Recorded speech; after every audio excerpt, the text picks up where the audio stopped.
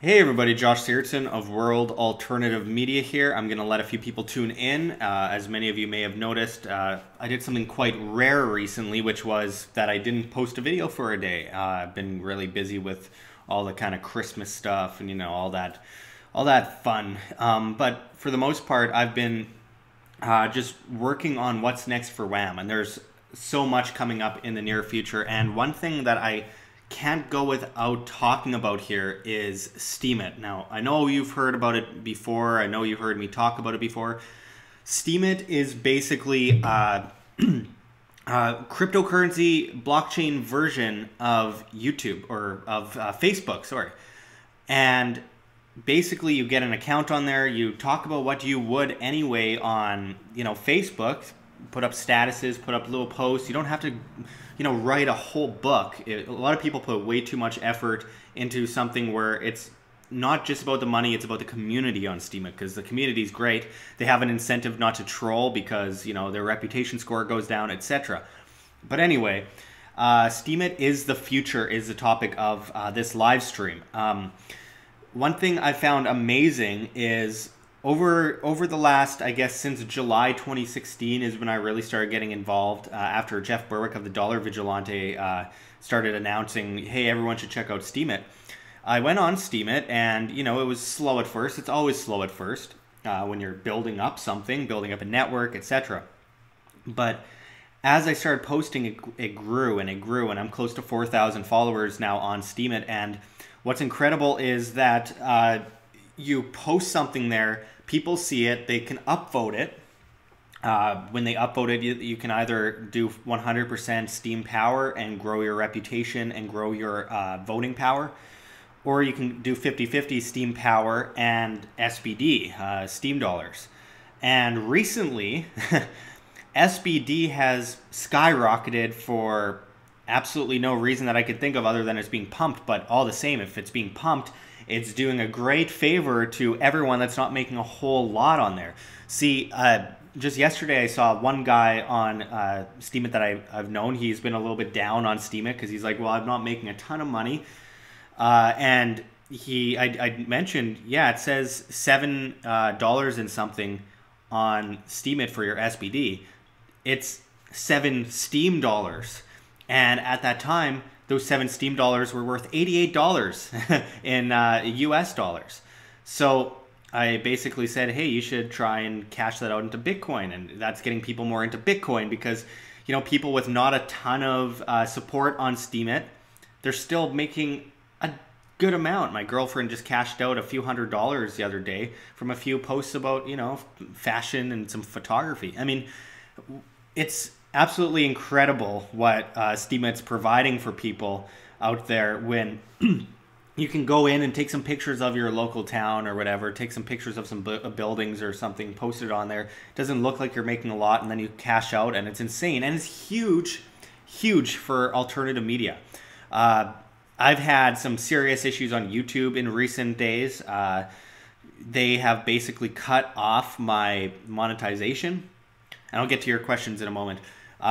They've cut off most of my monetization as hate speech and basically deep-sixed my YouTube channel.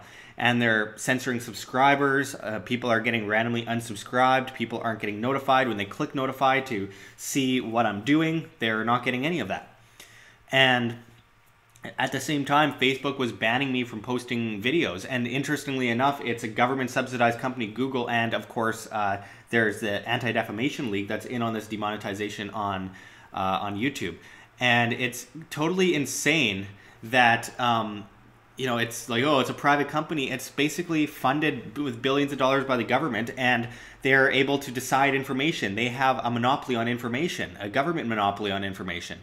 And it got to a point where, they were stopping me from getting my message out. They were crippling my ability to do this full time. And they were really starting to bring the hammer down on people. So along comes Steemit, and that's a Facebook alternative. And then there's DTube, which is connected to Steemit, which is the YouTube alternative on the blockchain. And while they're taking away all the money I need to make to be able to make a living so I can do this full time, 18 hours a day, every day, Steemit, suddenly I'm looking at it and I'm like, okay, well, I made $150 on this one post. And I go to cash out and it's like, okay, out of that I got like 72.80 SBD. Wait a second, SBD right now is trading at $11.40 for one. So let's add that up. 80 something SBD times almost 11 and a half, basically, in US dollars, and then over to Canadian dollars, it's even more. It's basically a lifesaver that has been changing the landscape. Every time they try and, rope us in and stop us from being able to speak out, some alternative comes along on the free market. That's one of the reasons I love the free market. So I think it's just an incredible innovation. There's more I wanted to go into, but I can't think of it right now. But I will take some questions. Let's see what we got here.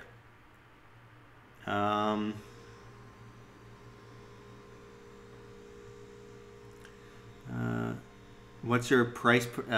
Louis NZ says, so what's your price prediction for Steem in 6 months? It's hard to say. It's kind of like a lesson in collective human psychology when you're guessing these free market platforms. I think it's going to be up.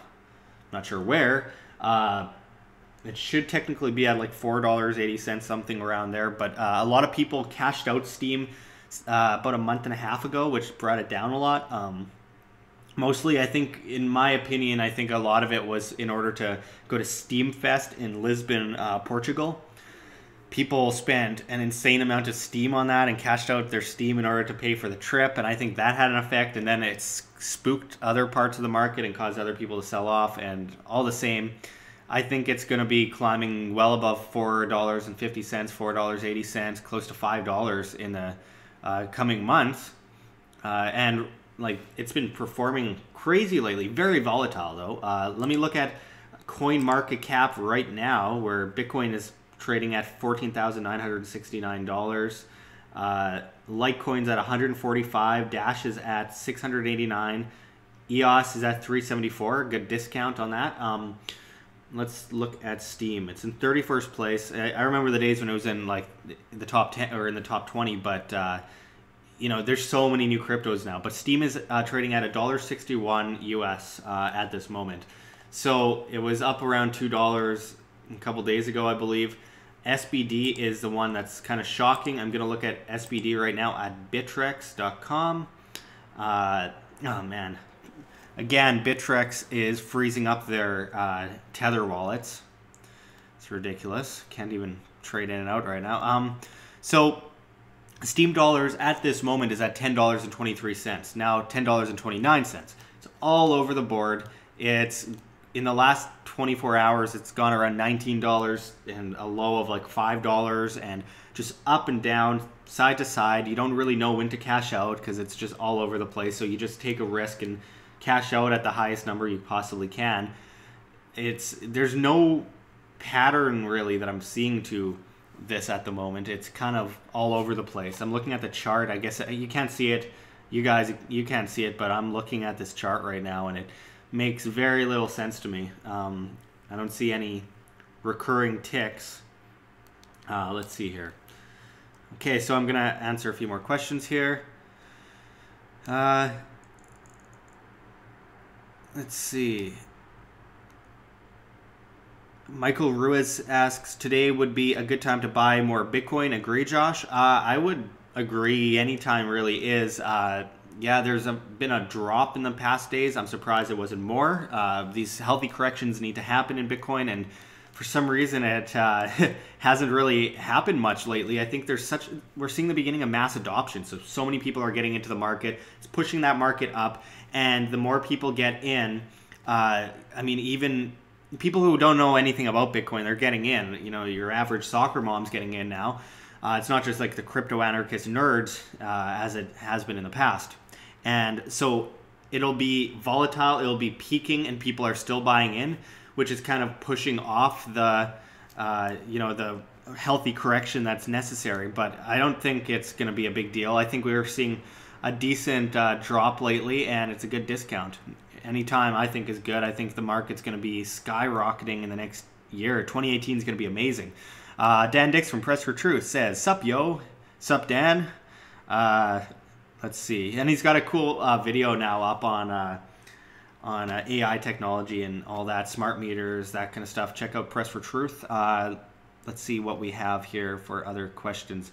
See a lot of comments. I'm going to check on Steemit.com here. I want to make sure that I'm tending to that. Oh, man. I see a lot of these, "Hey, good post, I follow you." See, that's the one thing about Steemit is that there are a lot of people that are, I guess you could say, from like Nigeria and stuff, and they're kind of trying to cash in on the network, and they don't really speak English, which is fine. There's non-English speaking parts of Steemit, obviously, but they just comment on every post. "Very beautiful post, sir. Thank you, dear, blah, blah, blah, blah, blah." And it makes absolutely no sense. And, you know, it gets really annoying. You go through it. They have a reputation score of like 5 because they've been downvoted so many times because they just spam everyone's post with the same thing. And yeah, it's comical, but it gets a little annoying after a while.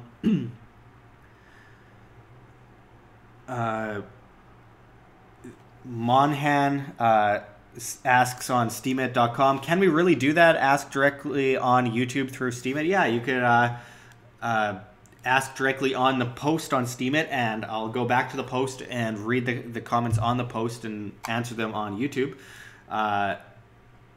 Oh, here's another spam post. "That's a great video one. Carry on your activity. Best of luck." Yeah, okay. Let's see.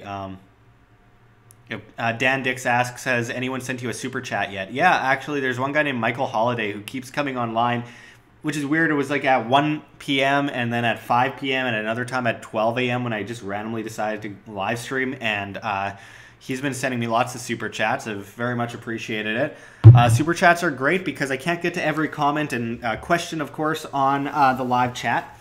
So when people send super chats, it means I'm far more likely to read it. In fact, I'm definitely going to read it if you send super chats. Definitely something that is necessary in funding this operation these days because, of course, YouTube has basically almost entirely demonetized me because apparently talking about pensions and Bitcoin is hate speech. And that's just the way it goes with YouTube as we slowly walk down that road into you know, complete Orwellian censorship of information by a government monopolization. Richard Johansson asks, "Josh, do you not have an Ethereum wallet for people to donate to you altcoins?" I do have an Ethereum wallet. The thing is, I don't want to, you know, post a billion QR codes at the end of my videos because then it looks kind of desperate and it's almost insulting to the viewer. Like, send me money here, send me money here, send me money here. I have enough like links and everything. Anyone that wants my Ethereum QR code can private message me on YouTube for it. I can send an image and I'd be happy to do it. I don't have a way to show you it right now on this live stream, but I appreciate the question. Actually, what I could do is I'll open my wallet on here and just copy and paste the text if anyone wants to do that. It's definitely good to have a lot of different cryptos and diversify. So I'm just signing in here. And one of the great things about Exodus is that you can have several different cryptocurrencies. You can get a plethora of them. And actually, something I'll talk about in a second is this right here, the Ledger Nano S. It's a new, well, it's a hard wallet, and it allows you to keep your Bitcoin and everything safe off the grid, safe from being hacked, unless you go and do something dumb like give everyone your private key, which, bad idea to begin with. Let's see here. I'm going to go to my Ethereum, and I'll paste it in the, I'll paste it on YouTube in the chat here for anyone if they wish. Again, not necessary, but I appreciate anything that anyone can help me out with because, of course, these independent medias these days are in it on their own. It's been difficult, but that's again why I love Steemit so much. Am I lagging, by the way? I'm looking at my screen here, and it kind of looks like I'm lagging a bit. Let me know if it's coming out clear. I don't know why. I have 150 internet. It's super, super fast internet, so I don't know why I'd be lagging. Paying a fortune for it. It's part of the expense of getting as much up as possible and moving as fast as I can. But let's see here. Send me more questions. I'll try and answer as many of them as possible. Looking at Steemit again, and let's see. We're up to $2.85 on Steemit, and almost every comment so far on my Steemit has been flagged as spam. Yeah. Okay. Let's see. Should you buy a hard... Michael Ruiz asks, should you buy a hard wallet even when you don't hold a lot of cryptocurrency? It's not necessary. It's just you have to be careful when it comes to hacks, Mt. Gox incidents. It can happen. It's not necessarily something that everyone has to worry about in the like right away, but it's always good to be prepared. And if you don't have a lot, if you have like under $1,000, I wouldn't say it's the biggest issue, but as these cryptos go up, your value is going to go up, and the amount of money you have will go up, and you have to be a little careful. But anyway, so you have no problem your side of video. So I'm not lagging too much because I'm looking at it on my screen. It says video output low, and it's like lagging like crazy. So I'm just hoping that I'm not jumping around like crazy or anything. $5 Penny says, I'm buying so much silver right now. Absolutely. Silver is going to be very bullish very soon. It's been held down by so much manipulation over the years. These paper ETFs, I mean, they basically, you may as well have a Federal Reserve printing IOU notes for gold and silver and just devaluing it. At this moment, physical values continue to go up. From 2002 to 2012, an ounce of gold, for example, went from like $200 to $2,000 and back down to around 16. And it's been manipulated ever since. Like I often say, kind of like holding a beach ball underwater, and it gains pressure, and eventually it wants to burst and bounce. And that's the reality of it, unfortunately, because these banks are lending out tons of ETFs. But once the banking system goes down, silver is going to skyrocket. I believe Stephen Kendall is right in his prediction of $70,000 an ounce. It sounds crazy. People said the same thing about Bitcoin.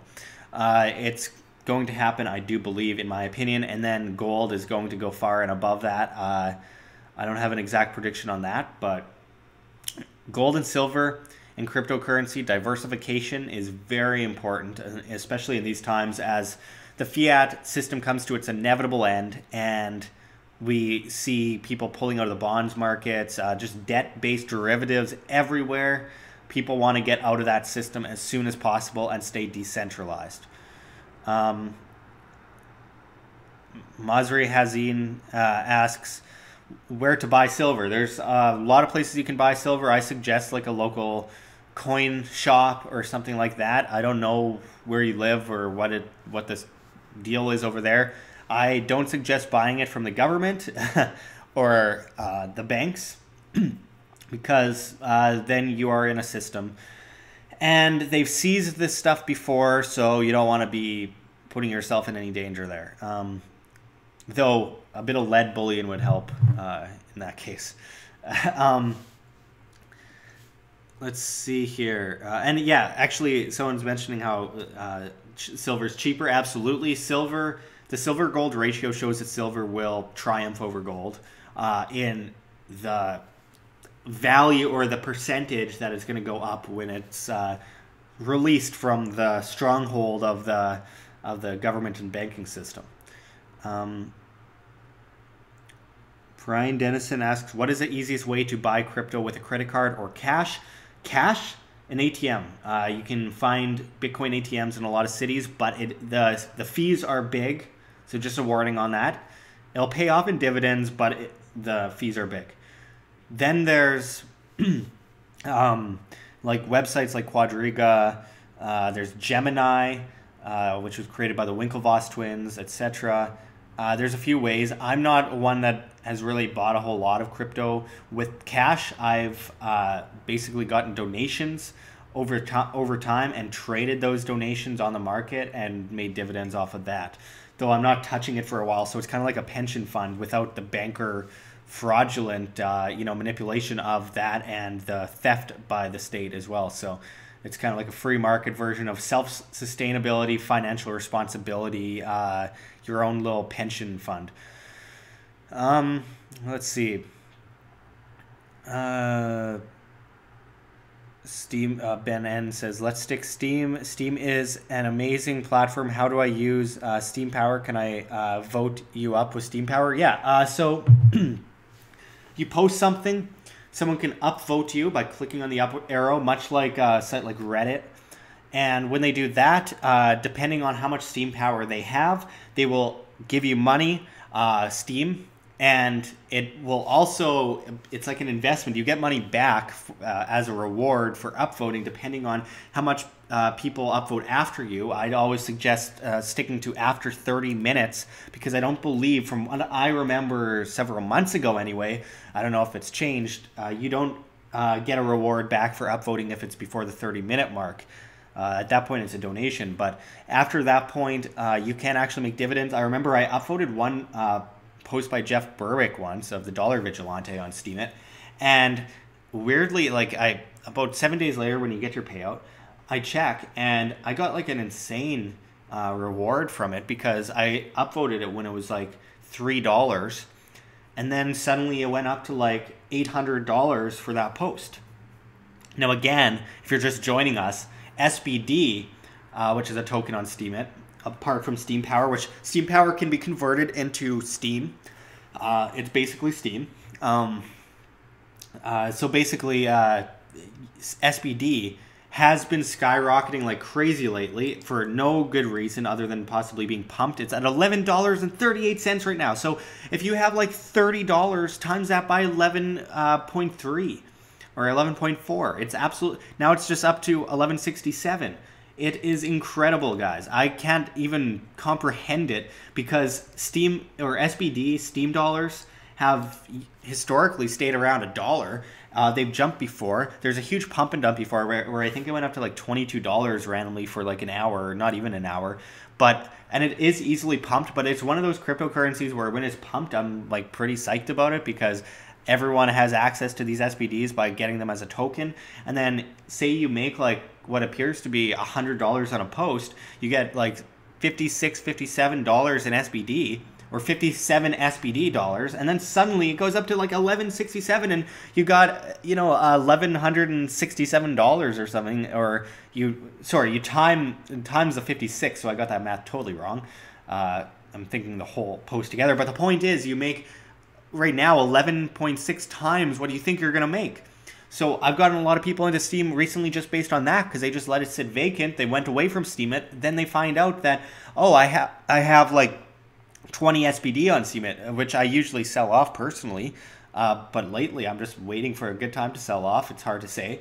But he's like, oh, I got, this 20 SBD. Oh, well, it's times 11.6 right now. So I sell it off to Bitcoin and I make quite a significant amount of money.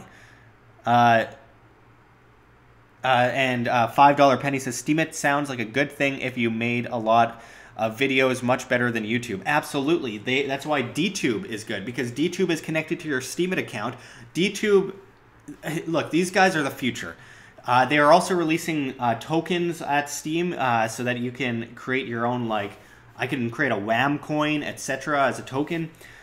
But the point is, it comes at the best possible moment. And DTube is the future. Steemit is the future, because, one of the reasons why people flooded to Facebook and YouTube was because they were tired of television. They were tired of the mainstream media. They're tired of this kind of culture on television where it's like just brainwashing. They wanted to think for themselves. They wanted to decentralize themselves a bit. And they went to Facebook, and they went to YouTube, and they went to Reddit, and they went to all these different websites. And Twitter, of course. And what happens? They get incredibly centralized, censored. Anything that's right of Mao Zedong anything that's not an establishment point of view is hate speech, which brings you into, well, what can I do then? I don't want to be on this platform. I'm muzzled. I want to find something else. And then they look at DTube and they're like, oh, I post something, I get just a little bit of an upvote, and I end up on the main page of DTube under the hot section or the new video section, and it's that easy, and everyone can see me, and then I get upvoted, and I can make a few $100 posting a video about cats. I could get a few $100 about posting a video about, I went shopping today. I could make a few $100 putting on mascara. I can make a few $100 talking about politics and news like I do. It's incredible. It's absolutely necessary. And at the same time, as YouTube says, well, your videos are not monetization friendly. You can't be monetized. They're not advertiser friendly. You go on another account and look at one of our demonetized videos, and YouTube's still advertising on it. They're just taking all the money for themselves. So it's not okay when we get the money, but it's okay when YouTube gets all the money from the ads on our videos. Again, private company that's gotten billions of dollars from the government and worked openly with the CIA for several years, and it would be laughable to think that they're not still. But yeah, Richard Martin asks SBD. Yeah, SBD is just a token that you get with your upvotes on Steemit. So you get part Steam power and you get part SBD. It used to be that you'd get Steam off your post just straight to Steam, and then you'd have to invest it in Steam power. But these days it goes straight to Steam power and SBD. Takes a little while to get your money out of Steam power and convert it into just normal Steam so you can transfer it to Bitcoin. But you do a little power down phase and everything. But it sounds complicated. It becomes very easy, very fast, and it's quite simple. Rika, the hopeful voluntarist, asks, DTube doesn't work for me. Tells me my Steemit password is wrong.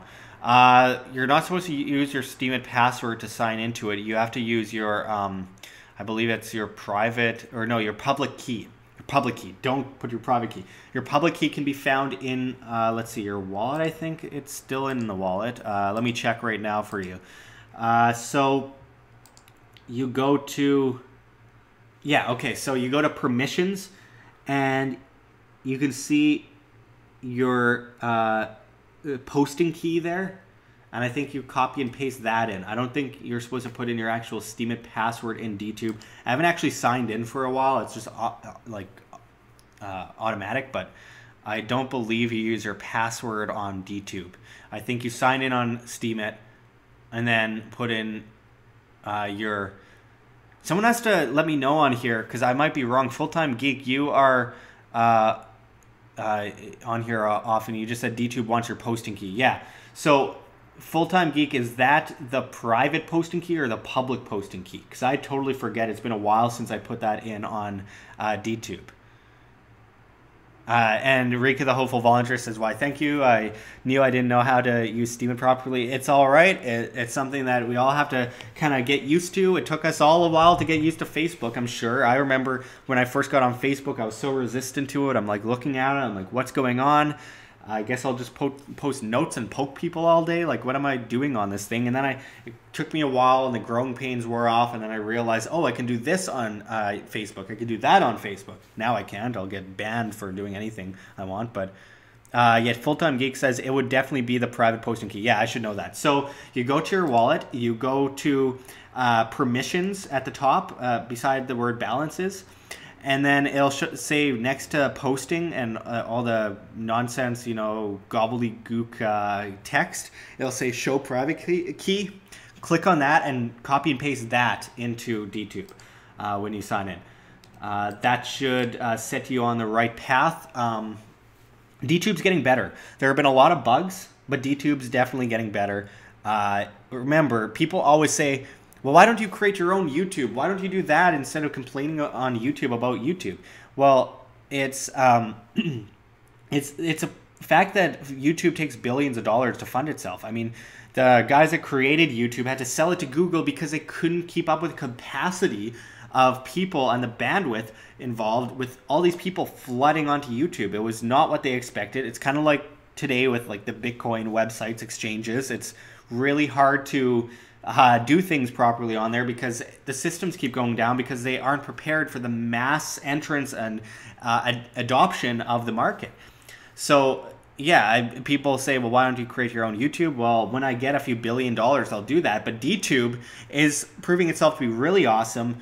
Of course, it doesn't have much money involved in actually funding the operation, so sometimes it's a little slow, sometimes there are bugs, but everything has growing pains, as I said, and it'll get better as it goes.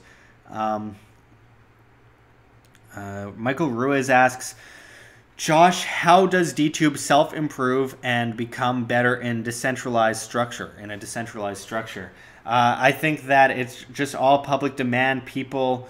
word of mouth, like what I'm doing right now, people testing it out for themselves, making a few dollars, seeing that value go up, trading it into Bitcoin, etc. They will see that there is value in that market, and they will tell their friends, and it'll bring people in. It's just like the word of mouth kind of free market scenario where, you know, you have a good experience and you tell other people. Of course, there will always be bad experiences on every site. Some people will say, well, I don't like what this website's about, so you know, it didn't work for me, I didn't make anything, or I'm impatient. That's another one. There's a lot of very impatient people out there. I could have quit Wham in the first year because I was getting an average of like 100 to 200 views on my videos, and I'm like, oh man, this sucks. I'm putting all this work in. And then after years, now I'm up to almost 41,000 subscribers. Thank you guys, by the way. And it's getting better all the time because, you know, good things take hard work. But DTube's no different than that. It's going to take us really putting effort into getting the word out. But it's already really starting to get out.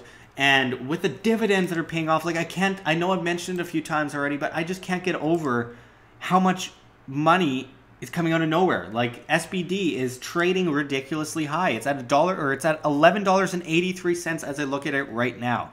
The charts all over the map. It stayed around $1 to like 80 cents to $1.10 for so long, and then just suddenly, for no reason other than probably a pump and dump, but I haven't seen a dump yet. It's been a while now. People have been pumping tons of money into this market, and suddenly it's just skyrocketing in value. People are taking posts that they got $5 on and making 11.8 times the value of that, and putting it into Bitcoin. I was super excited to see, like, my girlfriend had some posts, and she didn't make a ton of money on it, but she made some. At Stevie Lee, by the way, I want to give her a shout out and get people to check that out. She's making like posts, and at first we cash out one, and it's like $16 for 16 SBD. And now suddenly, like last night, we look and there's like, I think she had like 20 SBD or something in there, 22, something like that. And she got hundreds of dollars out of it. It's incredible. That's a great way to get people into Bitcoin, by the way, because a lot of people say, well, I don't have the money to throw into Bitcoin. I don't know how to get into it. Well, just randomly making money on Steemit is a pretty good way to make money. I look like I'm lagging again. Can you tell me if I'm a little slow? Are my words coming through? Am I jumping around? It looks kind of sketchy on the screen here. But yeah, I mean, the amount of money that you can make out of almost very little, and just bring it into Bitcoin, and then suddenly be involved in Bitcoin without ever actually taking out fiat and putting it in, that's incredible. This is a future, because it's going to be the new Facebook and YouTube. People always go to the alternatives outside of the centralized world. That's human nature. And then that gets taken over and they move on to the next. It's a free market. The difference is, this is on the blockchain, guys. This is powered by you, the individual. And people as in general, yeah, there's downsides. People can flood the market and dump the market. But it's like the whole thing about, well, only 1,000 people own 40% of all Bitcoin. Okay, so if that's so, and I don't know how they would know that, considering there's so many people who spread their money in multiple wallets. I don't know why any of the top people in the Bitcoin world would have all their money in one wallet, but either way, 1,000 people. So apparently if 1,000 people sell off half of their Bitcoin, it'll cause a big problem, because they own 40% of the market. And I did the math here on a post on Steemit yesterday, and basically I said there's a claim going around regarding Bitcoin that establishment rag Bloomberg put out. The claim is that 40% of Bitcoin is owned by 1,000 people. If that's true, that would be $96.4 million on average in each of those people's hands. The article assumes they would all sell off half at the same time in order to crash Bitcoin. Crash. 1,000 people is, well, a lot of people. To think they could all collude together to sell off half of $96 billion total is laughable. And where? Into a bank account, setting off a huge red flags to the government? I doubt it. And even if they did, that's a 19% drop in Bitcoin. I've seen far greater falls than that, and Bitcoin has recovered times 20. Anyone remember June, or better yet, 2014? The MSM, mainstream media fear-mongering is stepping up because they're afraid of Bitcoin. They're afraid of decentralization when they're trying to centralize everything tenfold and bring us into overall technocratic society. And that's basically the goal, guys. Don't fall for it. The fiat dollar is failing, and so is their propaganda. We in the crypto world are the resistance, and we are creating a monetary revolution. Don't let it slip through your fingers. So that was my post on Steemit yesterday, and I just think it's hilarious. It's like, yeah, so these 40% are going to all collude together at the same time, sell off half. And one guy commented, Satoshi Nakamoto owns this amount of Bitcoin. So therefore, he would take out that whole portion. So let's actually look at only 36% of the market, and then half of that. It's absurd. The amount that we've seen it drop so much more than that. Yeah, it would spook more people to drop out, but it would bounce up so much more in the long run. And people are trying to fearmonger in the media to keep people out of this. They're scared. The futures markets are pulling away. The Chicago Board of Trade, CME, the New York Stock Exchange, Wall Street, etc. So I think it's kind of sad that they're trying so hard, but it's not going to work because, like I said, we are the future in this cryptocurrency world, decentralized, off the grid, away from these, manipulative monsters at the central banking cartels and government. What on earth? Oh, God. Yeah, there's just some people fighting on my Steemit post because there's spam comments, and some people got flagged because they're just copying and pasting the same thing. Thank you very much, dear sir, blah, blah, blah. Anyway, so I'll just look at a few more questions. Brian Dennison asks, with the extreme rise in Bitcoin, doesn't it make sense that the elite are buying it and driving the price up? Absolutely, there's a big factor of that in play. They'd be crazy not to. They called out Bitcoin for all these years, said don't get into it. And at the same time as they said don't get into it, they bought into it. Same with the gold and silver. They've done the same thing. Don't buy it, and then they buy it. The establishment has definitely got their own little reserves of gold, silver, and definitely Bitcoin. That's not necessarily a bad thing. So some of these guys will make some money off of it, but it doesn't change the fact that the fiat system is going down, and they can try and dump it, but there's more of us than them, and there's billions and billions of dollars in the market, and in order to pump and dump Bitcoin, you'd need tens of billions of dollars, more than $100 billion, as a matter of fact, to do it successfully, and it would still jump up. It's just, and people would flood into other cryptocurrencies anyway, too. I mean, it's a competing currency market.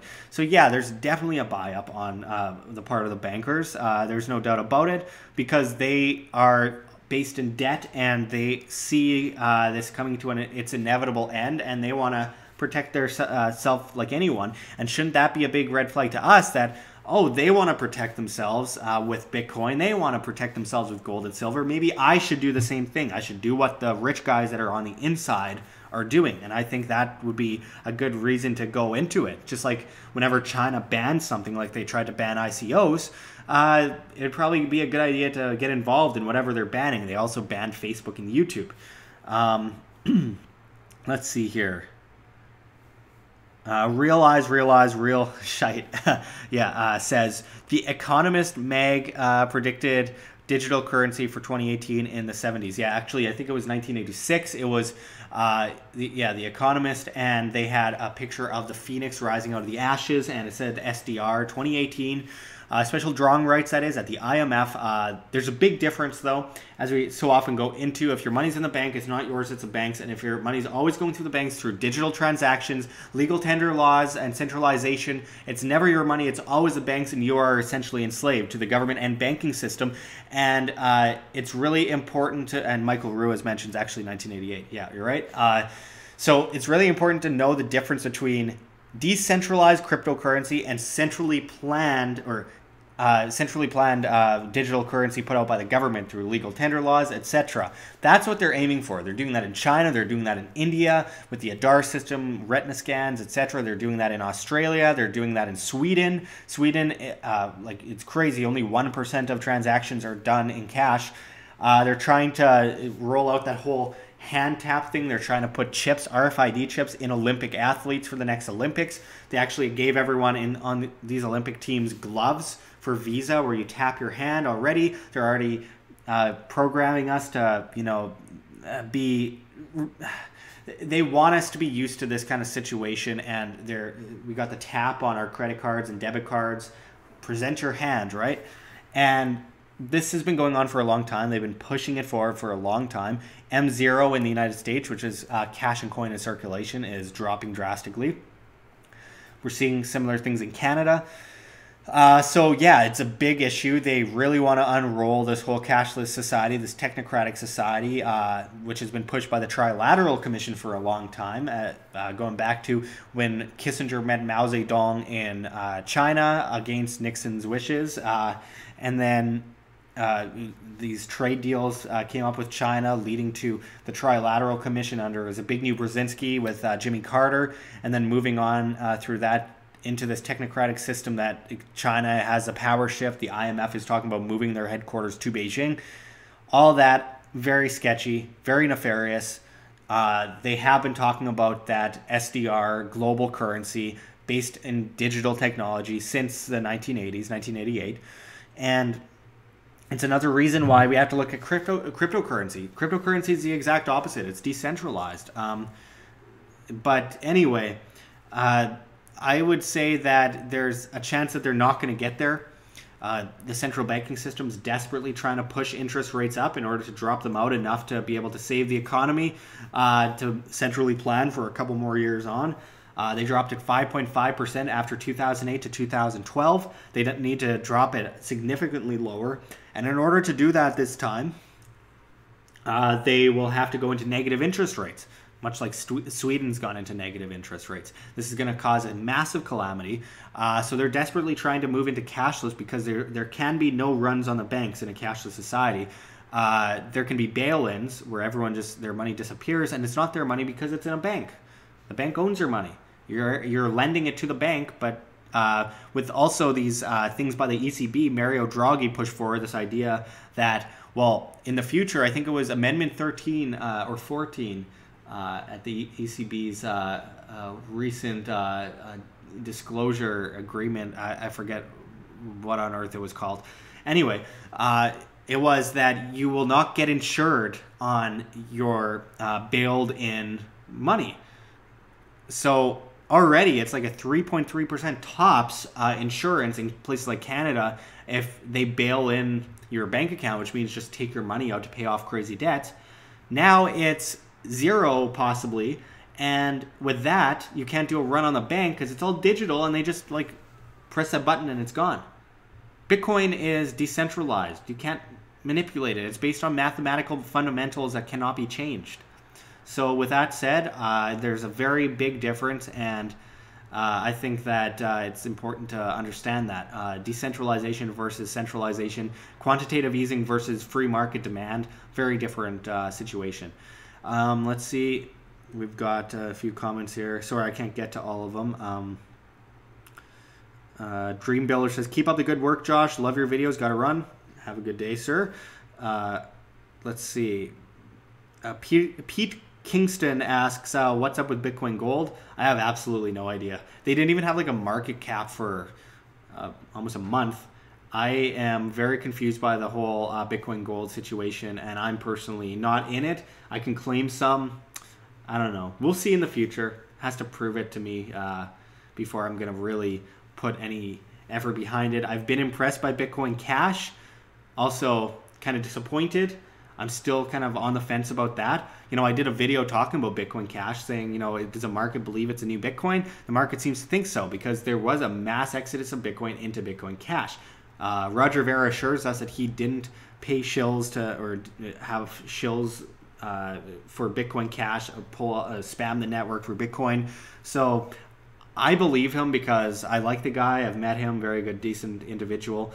He's really been pushing Bitcoin Cash. I'm personally on the fence about it. Bitcoin itself, the original, the classic, has a lot of flaws. The transaction fees, the transaction times. There's a lot of problems that need to be updated. Hopefully we'll see that happen in the near future. Bitcoin Cash does provide a lot of opportunities. There's a myth going around that Bitcoin Cash has a CEO. They do not have a CEO. Jeff Berwick did a good piece on that. So there's myths, which tells me they're doing something right, but obviously lately we've seen Bitcoin Cash hasn't been doing so well, but it's still like significantly higher than it was before. But right now it sits at $1,298 US. As Bitcoin, wow, Bitcoin's, well, it's at 15,094 US dollars, which is nothing to walk away from it. That's a big deal. Gonna look on Steemit here for more comments. Full-Time Geek asks, Josh, what do you think is a key feature that is missing with Steemit and DTube? DTube, one of the key features I think is missing is a view count. People like to see their views go up. It feels good for them to see how many people have viewed their videos. You can see on Steemit how many people viewed the post, but there should be a view count on DTube. And basically, I don't really see a whole bunch of things that needs to be done. I think one thing that needs to be done for DTube is faster bandwidth, faster video time. Like it needs to, a lot of people don't have the greatest internets, and DTube sometimes is a little slow. A lot of times it isn't, a lot of times it is. Steemit, I can't think of anything to update on Steemit. I love the site. I think they've done a good job redesigning it in recent time. It doesn't look as robotic. It doesn't look like a 1990s website anymore. I don't know how long they're going to be in beta for, but I'm loving it. And yeah, that's personally, there are always ways to update it as the public demand changes, as you know, technology changes. Absolutely. Maybe like personal Steem coin token, like a WAM coin kind of thing that you can have integrated into the system. I don't know how that would work. I'm not sure.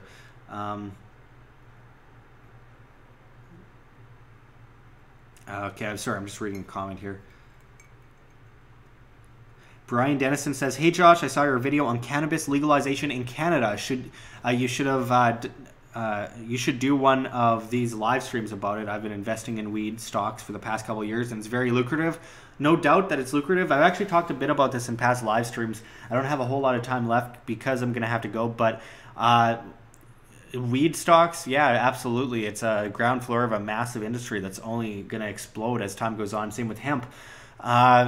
The issue is that it's still in the stock market, and stocks are not looking good long term. I think there's a lot of issues with, you know, the derivatives markets, the bankster manipulation, then the government monopolization of cannabis in Canada, especially, and in places like California as well. I think that there is a massive attempt to take over the market and push it into big pharma, which is a big issue.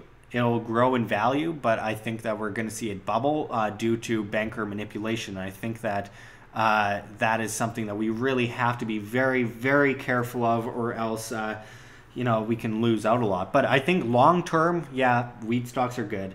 Just keep it away from the banks. Everything the banks touch and everything the government touches turns to, well, you know.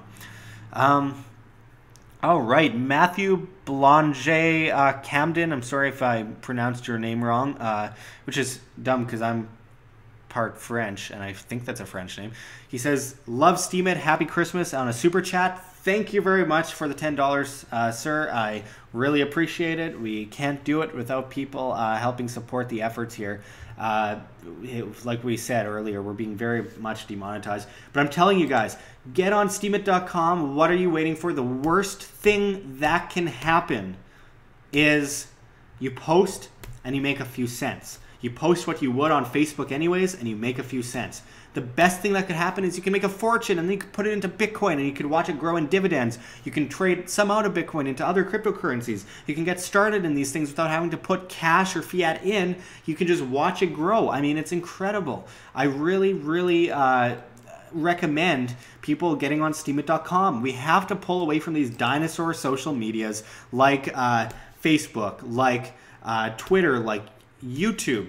I know I'm on YouTube. It sounds ironic that I'm saying this on YouTube, but I think it's true. We need to get off of this system. We are facing the barrel of a gun here, and they want us to stoop down to just saying whatever they want us to say and being scared to say what we know is true because we know that we're not going to make any money. We can't do that anymore. I'm tired of shaving down my descriptions and articles for my videos so they don't say certain words so that it doesn't instantly get demonetized, and then only to see it get instantly demonetized as hate speech anyway.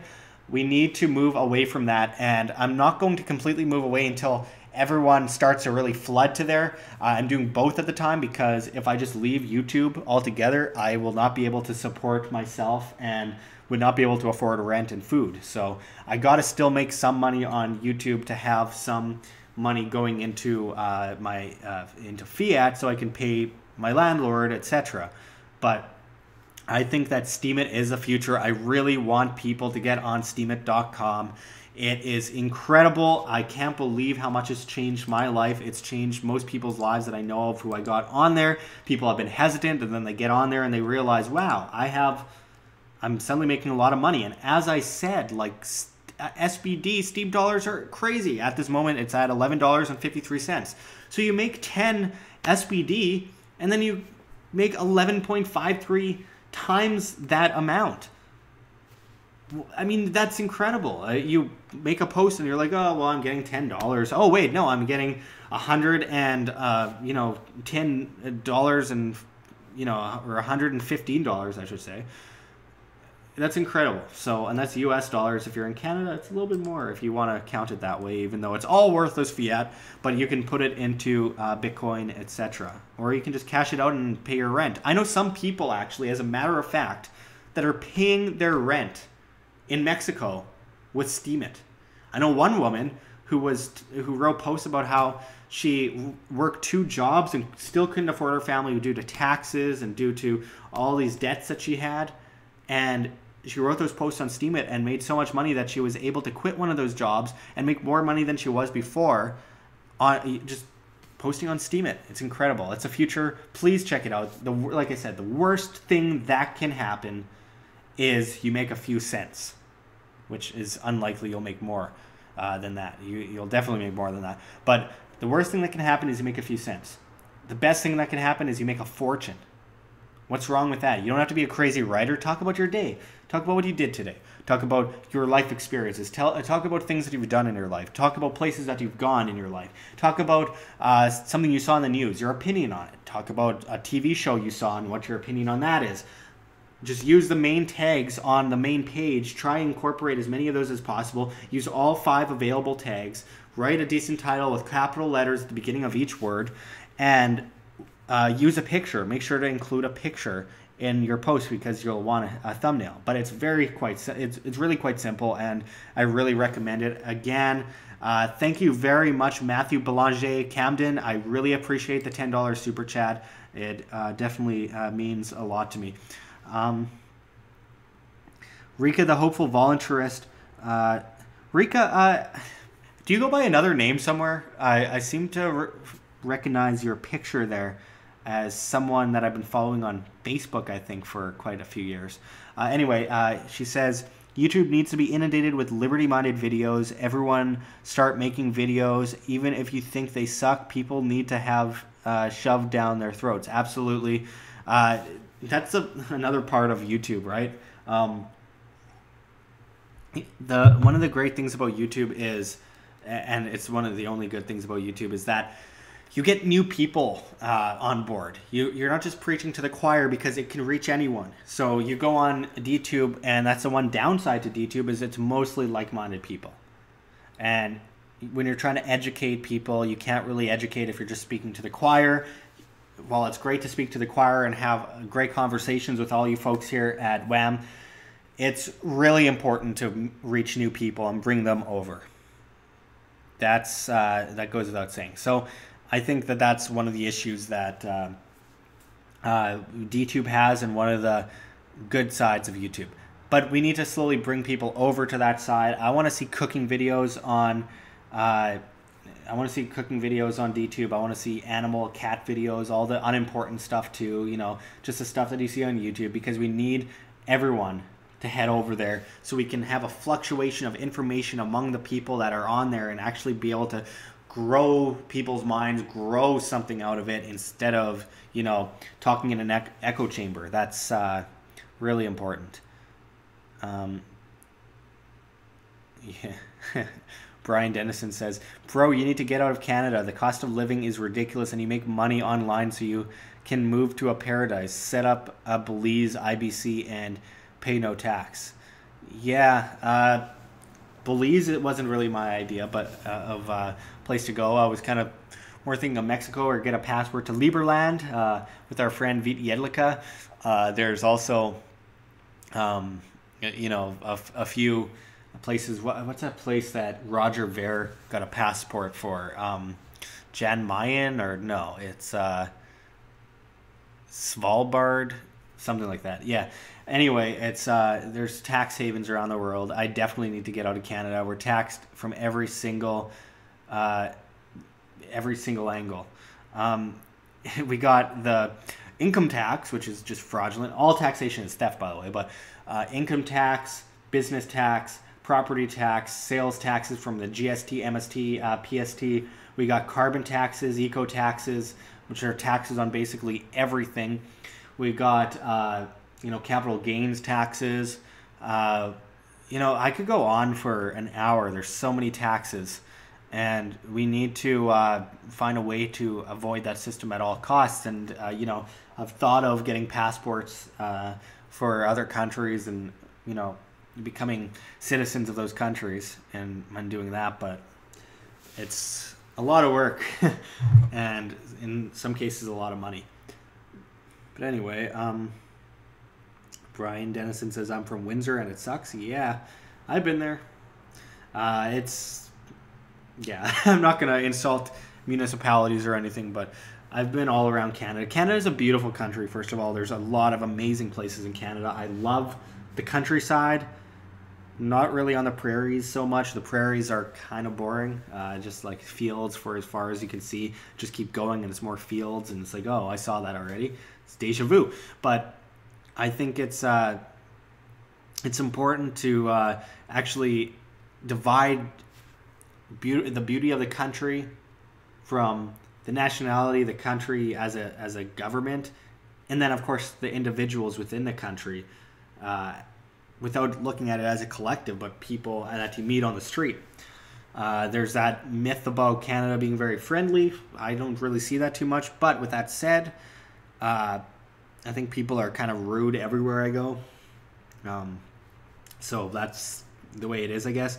But there are a lot of great people, and checking out the mountains in British Columbia, checking out, you know, the Shield, the Canadian Shield in Ontario, beautiful. East Coast, I haven't been there yet, but from what I've heard, beautiful. Anyway, Led Floyd 333 asks, any more confrontations with Trudeau coming up? Very enjoyable. Well, if there was, I couldn't tell you, because trust me, they are watching me like a hawk.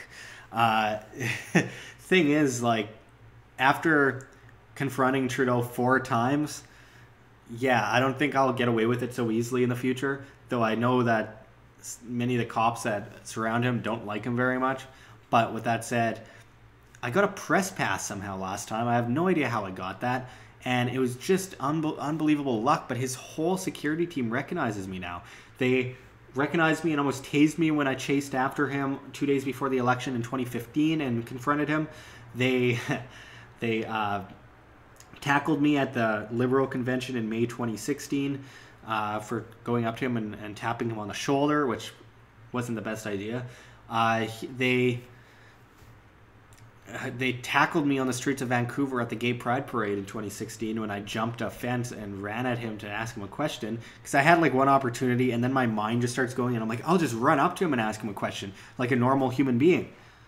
Well, no, you can't do that. He's a prime minister. And then, of course, there's the last time where I called him a scumbag and I got pulled out of the press conference. The security gave me a hard time. They choked me out and all that, and fun times. So if I do that in the future, I'm not going to be able to announce it publicly until after it happens. That's the way it has been in the past. Never tell people you're going to confront a prime minister, because you will not get away with that. But with that said, it's really hard to do confrontations in Winnipeg. Trudeau almost never comes here, and last time he came here it was to like the Canada Games or something like that, and I couldn't get through to him. So either way, so we've been on for an hour now. For those just tuning in, again, check out Steemit.com. I'm at Josh Sigurdson. I want you guys to check out Steemit.com because it is a future of social media. I really mean that. The dinosaur social medias are digging their graves, and when you see this SBD rise, that's just unthinkable right now at $11.34. You are trading like what you thought was $7 for like $88, $90. It's unbelievable. So I really suggest people get into this. This is incredible. It's an incredible time to be alive, and we need to be on the ground floor and move in this direction. If we believe in liberty, we need to take responsibility, and we need to stand up and do these things that we talk about, because we can all talk all day on Facebook and YouTube and all these places about good ideas. We have to actually put them into action, put those words into action. So Steemit.com is a great way to do that. Let's look at the fact that these billionaires that grew their wealth over centuries through heritage by raping and pillaging are now getting outdone by these people that are they're going to be billionaires off of Bitcoin and Steemit and stuff like that, and replace all these geezers, these barons, these bankers, these bureaucrats. I think it's incredibly important that we move into this direction. One person just said, what's SBD? Again, SBD is just a token that you get when you get upvoted on your post. You get, if you do 50% on your post, Steam Power and SBD, you get 50% SBD for the value of people upvoting your post. So after 7 days, you get paid out, and then you make a whole bunch of money on it, especially lately. So again, incredible. Everyone, come on over to Steemit. We are the future. We're going to see liberty-minded, freedom-loving individuals taking over the establishment, I guess you could say, in the near future. And it's because of individuals like you. It's because we are actually putting our words to action and moving over to these platforms. I'm not getting paid by Steemit to say this. I'm just making money on Steemit, and it makes me want to say it. It's just an incredible thing. So I see a lot of love going on in the chat here between people talking to each other. All right, cheers to you. I'm gonna have to hit the road because I got stuff to do, and my voice is starting to wear out a little bit. So I thank you all for joining us today. I'm gonna try and do as many live streams as I can. I like reaching out to the audience. Find me at Josh Sigurdson at Steemit.com, and don't forget to subscribe if you haven't already. Press like on the video if you haven't already, and share if you can. Re-Steem on Steemit. We gotta keep this message going, and I think that it's our time has come. So thank you very much. Thank you, Full-Time Geek. Thank you, Rika, the Hopeful Voluntarist. Thank you, Brian Dennison. There's so many people writing on here. I can't keep up with it all. Thank you, Wilbur Slater, all those, Michael Ruiz. And until next time, this is Josh Sigurdson signing out from World Alternative Media. Find the truth, be the change.